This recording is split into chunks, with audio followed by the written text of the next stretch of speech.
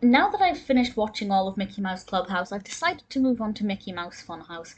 And I've already discussed the very first episode, and I think I mentioned in there that the design of the Funhouse is so much more exciting than the design of the Clubhouse. The Clubhouse looks great, but the Funhouse looks, well, fun, quite simply.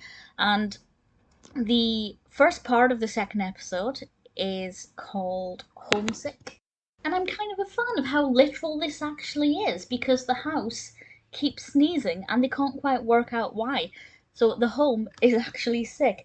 And the gang are actually originally planning on having a picnic, and Funny, the fun house, is going to obviously, through the house's magic, take them to a fun location to have a picnic.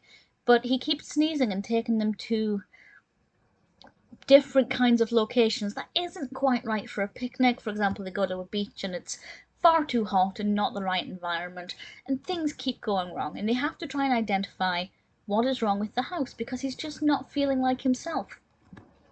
I won't say what is wrong with the house, or why he is homesick or house sick, but it worked quite well, and I actually found it to be something that I didn't work out.